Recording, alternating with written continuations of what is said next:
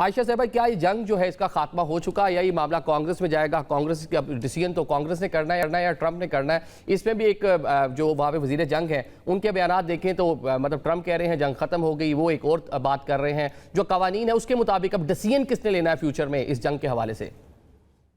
देखिए, इसमें अमेरिका में जो डेमोक्रेटिक सियासतदान हैं, डेमोक्रेटिक पार्टी से ताल्लुक़ रखने वाले और जो करंट एडमिनिस्ट्रेशन है उनके दरमियान ये फ़र्क है कि जो वज़ीर जंग हैं पीट हेग्सेथ, उनका ये आप जिसका ज़िक्र कर रहे हैं ना जंग ख़त्म होने का, अभी ये किसी ने नहीं कहा कि जंग ख़त्म हो गई है, क्योंकि अमरीकी क़ानून के मुताबिक जब कोई जंग कोई सदर शुरू करता है तो उसे 2 महीने के अंदर अंदर कांग्रेस के पास जाके डिक्लेरेशन ऑफ वॉर यानी ऐलान जंग करके कांग्रेस से इजाज़त लेनी पड़ती है। लेकिन वज़ीर जंग पीट हेग्सेथ का ये कहना है कि चूंकि जंग बंदी हो गई है तो वो जो एक 2 महीने का एक टाइम था वो अब उसके पाबंद नहीं है, और जब जंग दोबारा शुरू होगी तो फिर नए सिरे से वो 2 महीने का टाइम शुरू होगा। क्लॉक जो है वो जीरो पे चली गई है।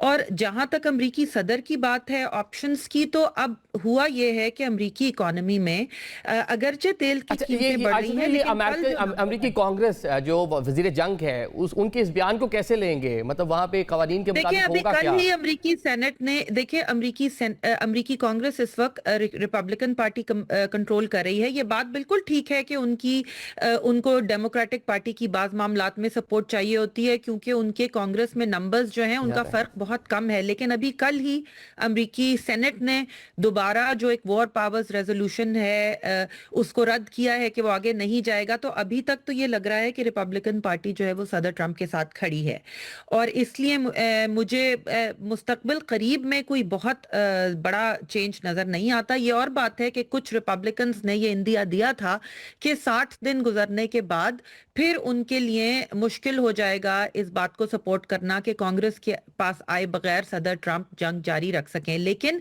अभी किसी ने भी डायरेक्टली इस बात का जवाब नहीं दिया। ये जो पीट हेग्सेथ साहब ने कहा है कि जी जंग बंदी हो गई तो वो क्लॉक दोबारा शुरू हो गई, तो डेमोक्रेट्स पुश करेंगे इसको। लेकिन रिपब्लिकन पार्टी जहां तक अभी तक नजर आ रहा है वो सदर ट्रंप के साथ खड़ी है और इस वक्त हाउस और सेनेट को कंट्रोल भी कर रहे हैं। ठीक है, और खालिद चिश्ती जहां साहब तक जी जी मुकम्मल कीजिएगा। जी जी मैं ये कह रही थी कि जहां तक ये बात है कि सदर ट्रंप के पास क्या ऑप्शंस हैं, तो अभी कल जो नंबर्स आए हैं उनसे सदर ट्रंप को थोड़ी सी स्पेस और मिल गई है, क्योंकि अभी कल नंबर्स आए हैं और उसमें ये जाहिर हुआ है कि पहली तिमाही में अमरीकी मईशत जो है वो बढ़ी है, ग्रो की है पिछली तिमाही के मुकाबले में। और आप आज के कल के नंबर्स देखें, कल की सदर ट्रंप की प्रेस कॉन्फ्रेंस सुने तो स्टॉक मार्केट भी ऊपर है और तेल की कीमतें भी, उनका सदर ट्रंप का ये कहना है कि उतनी ऊपर नहीं गई जितनी वो समझ रहे थे कि अगर ईरान से जंग की तो ऊपर जाएंगी। तो सदर ट्रंप के ख्याल में उनको जो है ये जो अभी लेटेस्ट मईशत के नंबर आए हैं, लगता यह है कि सदर ट्रंप ये समझ रहे हैं कि इसकी वजह से उनको मजीद स्पेस मिल गई है। और उनका ये कहना है कि हर दिन जो कि आबनाए हुर्मज अमेरिका बंद रखता है तो बकौल सदर ट्रंप के ईरान को $500 मिलियन का नुकसान हो रहा है। तो उनका ये ख्याल है कि अगर ये आबनाए हुर्मज को मजीद अमेरिका 1 या 2 महीने तक बंद रखेगा तो ईरान की मईशत उसको बर्दाश्त नहीं कर पाएगी। ठीक है, मतलब ये वर्क करता है नहीं करता ये, क्योंकि जंग के आगाज़ पे तो ये ऑप्शन ही नहीं थी। खालिद चिश्ती साहब, जो डैमेजेस हैं ईरान को खासे हुए 270 बिलियन तो खुद क्लेम करते हैं, लेकिन ऑन द अदर साइड वो कहते हैं कि अमेरिका को भी इस जंग में कोई $100 अरब का नुकसान हुआ। अपने जो उनके अखराजात हैं, जो नुकसान हुआ है, वो कहते हैं हमसाया ममालिक जो हैं, अरब ममालिक जो हैं, उनको ये डैमेजेस ईरान को पे करना होंगे। जी, ये बड़ी स्ट्रेंज बात है और अभी तक कहा जाता है कि $35 बिलियन तो कंफर्म ऑफिशियल ऑलमोस्ट मान रहे हैं बहुत उनके प्राइवेटली के इतना नुकसान हुआ है, और $11 बिलियन तो पहले 6 दिन में खर्च कर दिया गया था। इतनी एक्सटेंसिव एमिनिशन जो डिप्लीट किया गया था, वो नंबर 1। अब जो प्रेसिडेंट ट्रंप कह रहे हैं, एक और काउंटर नैरेटिव भी आया है जिसको वो कहते हैं कि $500 मिलियन का नुकसान हो रहा है, वो तो कॉस्ट बनती ही नहीं है। जो 1.8 बिलियन बैरल के करीब तकरीबन ईरान देता रहा है चाइना को ऑयल, तो उसकी बनती है तकरीबन $160 मिलियन, नॉट 500।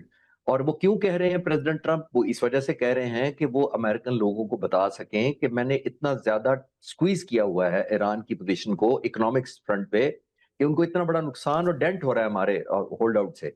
क्योंकि देखिए, एक और डायनामिक्स है, एक और ह्यूमन एलिमेंट बहुत कम डिस्कस हो रहा है, जो अमेरिकन प्रेस में तो डेफिनेटली डिस्कस हो रहा है, ग्लोबली हम कम डिस्कस करते हैं। वो ये है कि सिर्फ वेपन्स बर्न आउट नहीं करते जंग के दौरान, बस आप ये भी ज़हन में रखिए निज़ामी साहब कि इंसान भी बर्नआउट करते हैं।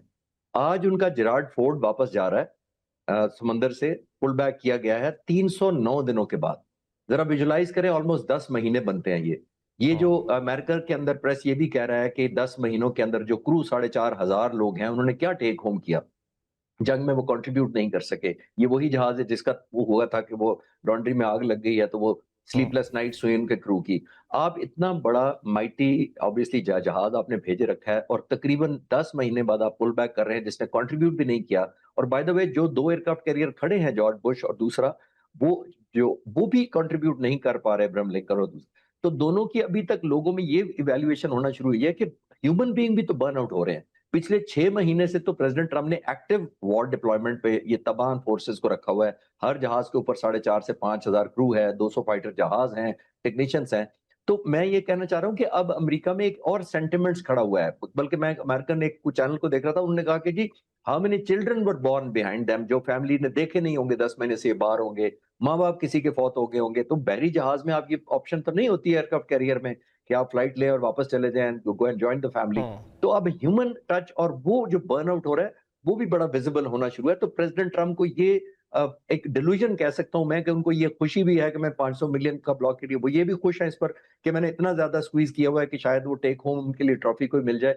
लेकिन मेरा नहीं ख्याल है ऐसी कोई पोज़ीशन बन रही है कि कोई ठीक है, कन्वर्जेंस टेक हो होम सके ट्रॉफी जो जो है प्रेसिडेंट ये ट्रंप दौरे चीन से पहले बहुत सी इस तरह की बातें थी कि इस तरह का कोई कोशिश होगी कि वो एक अमन मुआहदा भी कर ले और चीज़ों को आगे लेकर चल लें। और साथ में जिस तरह भी बात कर रहे हैं जो यूएस फोर्सेज हैं उनको डिफरेंट उनकी मुश्किलात का भी सामना, खाने पीने का भी यही बताया गया कि जो वहाँ पे ये कैरियर्स हैं इनके ऊपर उस तरह से खाना पीना भी अब दस्तयाब नहीं है, जो मिलिट्री उनकी है वो ये भी शिकवे करती नजर आती है। आयशा साहिबा, ट्रॉफी के लिए चाइना जाने से पहले क्या आपको लगता है कि एक जो नया मुसविदा शेयर हुआ है पाकिस्तान के जरिए अमेरिका तक पहुंचा है, इसमें कुछ चीज़ें मामला आगे बढ़ सकें और कुछ एक एग्रीमेंट इस्लामाबाद में ट्रंप का आना या ईरानी क़यादत का आना क्या फोर्स करती है, मुमकिन नजर आता है आपको? देखिए, ये डिपेंड करता है कि इस मुसवदे के अंदर है क्या, क्योंकि अभी कल ही मुलाकात हुई है जुमेरात को व्हाइट हाउस में। सदर ट्रंप ने अपनी जो फौज के आला अफसरान हैं जनरल ब्रैड कूपर और दूसरों से मुलाकातें की हैं और उनसे ऑप्शंस मांगी हैं कि भाई अगर ईरान टेबल पर नहीं आता तो अमेरिका के लिए क्या ऑप्शंस हैं। और उसमें जाहिर है कि जंग दोबारा शुरू करने का भी एक ऑप्शन है। और एक जो रिपोर्ट हो रहा है, व्हाइट हाउस कॉरेस्पॉन्डेंट्स रिपोर्ट कर रहे हैं, वो ये कि एक बड़ा हमला जिस तरह से एक दफा पहले भी हुआ था।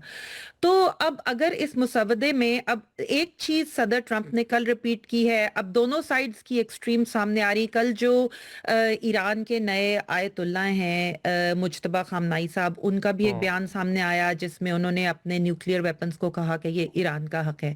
दूसरी तरफ सदर ट्रंप ने एक दफा फिर कहा है कि न्यूक्लियर वेपन्स जो हैं वो अमेरिका की रेड लाइन है, तो जब तक उस पर बात नहीं होगी तो अमेरिका बातचीत के लिए तैयार नहीं होगा। पिछले मुसवदे को यह कहकर रद्द किया गया था कि इसमें ईरान ने न्यूक्लियर बातचीत को बाद में करने का कहा है। अगर इस मुसवदे में भी ऐसा ही कुछ है तो फिर मुश्किल होगा इसका आगे बढ़ना, क्योंकि ये एक चीज पहले कही जा चुकी है। तो मुझे नहीं पता इस मसवदे में क्या है। अमेरिका में रिपोर्ट नहीं हुआ, व्हाइट हाउस की तरफ से नहीं कहा गया, पाकिस्तान की तरफ से रिपोर्ट नहीं हुआ। तो ये सब डिपेंड इस पर करता है कि इस मसवदे में क्या बात कही गई है, कि इस पे बात आगे बढ़ेगी या नहीं। क्योंकि मुझे लगता है कि इस वक्त दोनों ही साइड्स एक ऑफ रैंप चाह रही हैं। अमेरिका चाह रहा है मगर ईरान भी चाह रहा है, क्योंकि आपको याद रखना होगा कि ये जंग शुरू होने से पहले जनवरी में ईरान में मुजाहरे शुरू हुए थे महंगाई के खिलाफ और आम अशियाए खुर्दोनोश ना मिलने के खिलाफ।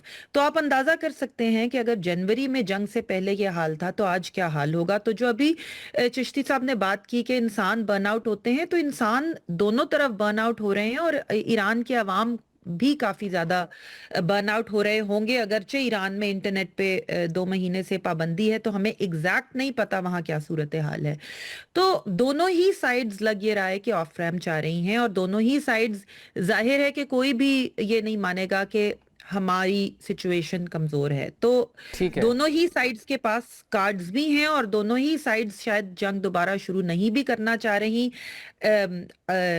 इसमें देखना ये पड़ेगा, और पाकिस्तान इसमें सालिस का किरदार अदा कर रहा है, तो देखना ये पड़ेगा कि इस मुसवदे में क्या ऑफर किया गया है। ठीक है चिश्ती साहब, ये मुसवदे में क्या ऑफर किया गया है? क्योंकि एक चीज़ जिस पे ट्रंप बात नहीं मान रहे थे, जिस पे वो कह रहे थे मुसवदा जो है मुस्तरद होने की रीज़न ये थी कि जो एटॉमिक प्रोग्राम है उसके ऊपर किसी सूरत भी बात नहीं की जाएगी। ईरान का ये मौक़िफ़ था। कल ही उनके जो नए सुप्रीम लीडर हैं उनका भी यही बयान आता है, और जो वहाँ पे हार्ड लाइनर हैं उनके मौक़िफ़ को तक़वियत मिली कि मिज़ाइल सिस्टम पे और न्यूक्लियर पे किसी सूरत बात नहीं होगी। तो फिर क्या इस मुसवदे में कुछ ऐसी चीज़ आ सकती थी कि जिस पे अमेरिका कुछ आगे बढ़ सकता या कोई मुज़ाकरात आगे हो सकते हैं?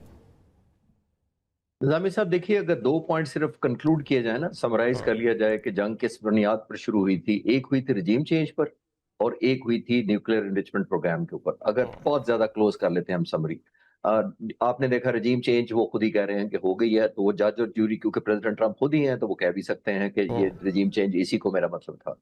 पहली बात जो कि हम सारी दुनिया मानती है कि रिजीम चेंज इसको नहीं कहते। एक खामनाई को दूसरे खामनाई से नहीं रिप्लेस कर सकते, तो 30 साल जवान भी हो age compare to the senior Khamenei. Number 1।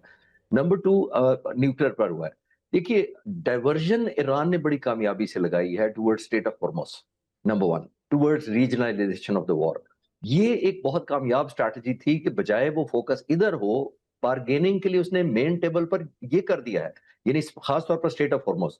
और प्रेसिडेंट ट्रंप को आपने देखा कि बजाय वो खुलवा सकते स्टेट ऑफ हॉर्मुज़, उनको एक काउंटर ब्लॉकेड लगाना पड़ा। मैंने डे 1 पे जब स्टेट ऑफ हॉर्मुज़ ब्लॉक हुआ था, मैं उस वक्त से कहता आ रहा हूं कि प्रेसिडेंट ट्रंप की जो इस वक्त नेवी है अमेरिका, वो सबसे बड़ी आज भी है, इसमें तो कोई शक नहीं है।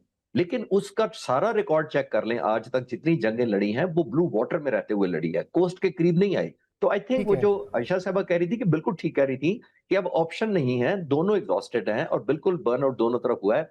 दोनों फेस सेविंग चाहते हैं।